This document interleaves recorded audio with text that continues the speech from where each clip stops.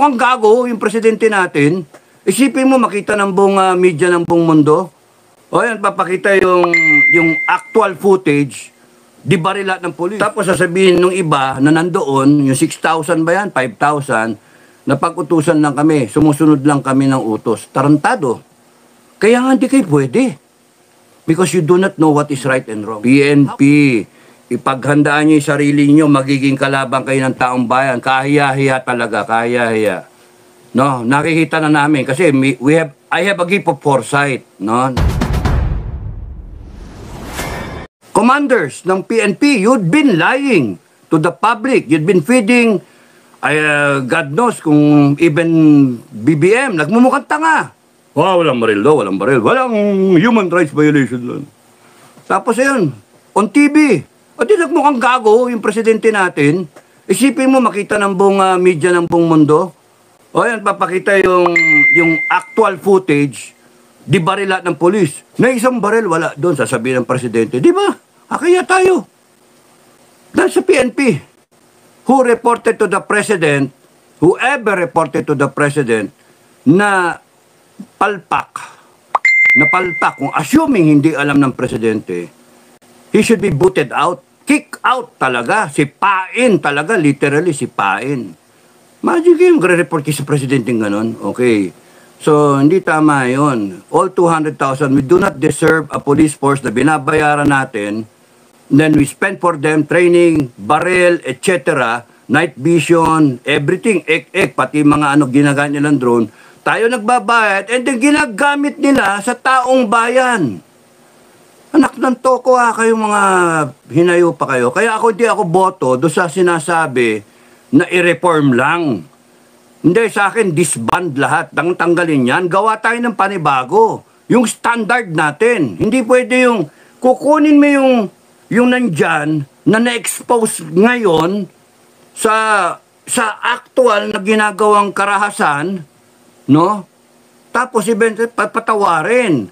I'm sorry, no? I'm sorry KOJC, I'm sorry for all the Christian I'm sorry for all the peace-loving people na ma-forgive. Hindi ako ganun. Because when you talk about an armed, mahabang kamay, armed, na institution, agency, who is tasked to serve and protect the people, you have to set a high standard. Hindi pwede yung, hindi, nakakaawa na inorderan lang yan, sumunod lang. Hindi pwede. Standard, mga kababayan.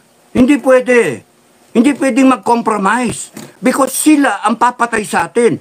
Sila ang gagawa ng droga. Sila yung magkikidnap. Sila yung magnanakaw. Sila lahat ang magiging cause ng problema, and paulit-ulit yan. Tignan nyo yan, yung KOJC na yan. Matalino langit. It will be resolved one day. It will be resolved. No? And then, after 5 years, 10 years, or even 20 years, mauulit yan. Gusto niyo ba yung paulit-ulit tayo? We have to set the standard. Right now, yung PNP is showing to everyone, to the whole world, that they are not worthy wearing the uniform. They are not worthy of taxpayers' money. They are not worthy of a single day, an hour of instructions and training, because wala talaga, hindi pwede, walang pag-asa. Sipin mo, Chief PNP, sorry Marbil, Chief PNP, nasaan yung courage, integrity, loyalty? Mayor, nasaan na? Saan na magan? Nakakaya ka. Diba? You can put a stop. You can end this by ordering all your people down the line. And anyone, dapat ganon, anyone who brings harm to the KOJC people will be met with the full extent of the law. Tartado kayo na nababalitaan ko na pinupukpok niyo mga tao. Hindi, mukha may basbas mo pe. Kaya complicit kayong lahat. Iikot ang gulong mga kababayan, mga PNP, no? Iikot ang gulong at mayayari kayo. Tapos nun, sino to? Si Torre. Torre, good luck sa'yo. Sino pa yung iba? Ha? Si Patay. Sino pa yung isa? Marantan. You know, ang tatapang ninyo, hindi pwedeng tapang nyo kasi may sinasandalan kayo. Hindi forever yan DILG. Hindi forever yung Bongbong Marcos. Hindi forever yan.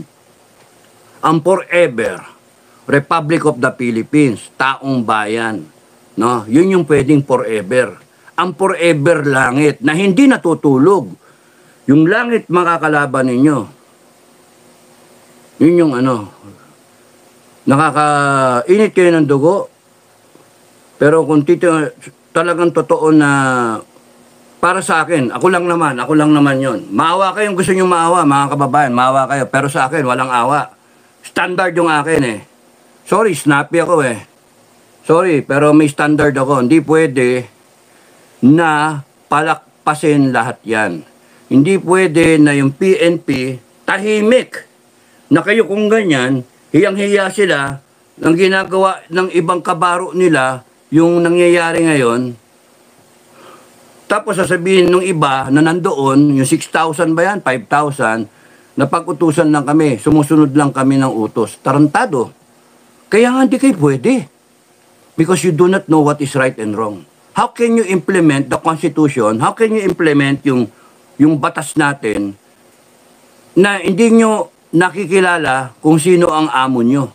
Hindi nyo nakikilala kung sino yung nagpapasweldo sa inyo. Hindi nyo nakikilala na dapat yung taong bayan ay siyang pinoprotektahan ninyo at kaalyado ninyo. Hindi yung taong bayan, sampal-sampalin nyo, sipa-sipain yung muka, igagapos ninyo, isprayan ninyo, ititirgas ninyo, may mamamatay, tatawanan nyo pa, putragis kayo, at 59 yung naka-hospital for medical attention. Meron nang naghihingalo, ay pampapasukin ng hinayupax kayo yung ambulansya. Anong klaseng mga tao kayo? Anong klaseng to serve and protect yan? You have grossly violated the Constitution. Kayong mga polis, no? Ang advice ko na lang sa inyo, hindi ako tatakot sa inyo. Huwag kayo manakot, hindi kayo dapat katakutan. Kayo dapat matakot sa taong bayan. At iwasan ninyo na umabot tayo sa armed conflict. No? Umiwas kayo. Ako, takot ako doon tayo hahantong. When every Filipino citizen would want to arm themselves and then get rid of you, PNP, and get rid of you, government. Yun na nakakatakot. Ayaw ko umabot tayo sa ganun. Kaya nga, tahimik lang, tahimik. Ayoko umabot sa ganun.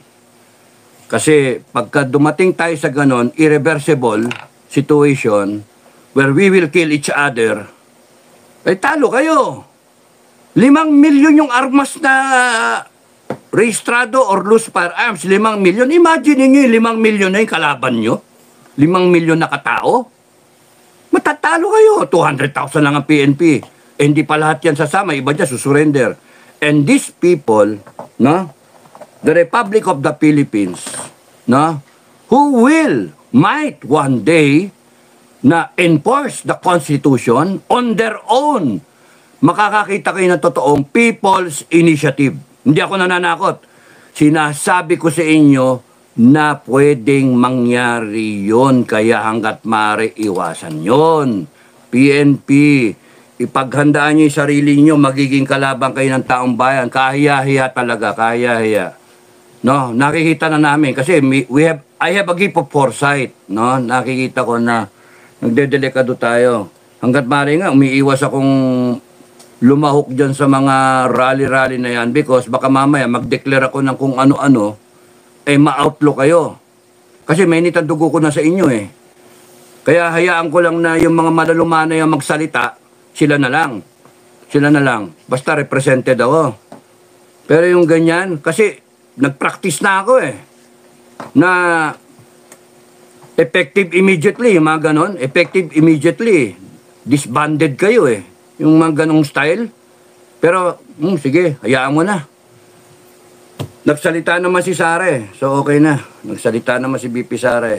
Nagbigay naman siya ng patawarin. Sige, patawarin. Pero, Madam President, no? May standard ako. Ako sa akin. Kung ako masusunod, kung ako mag-advise, ikaw naman masusunod, no? Pero sa akin, kung ayaw mo magkaroon ng problema in your 6 years, no, kung sakali or more na term, na kung pinataw sa'yo ng taong bayan,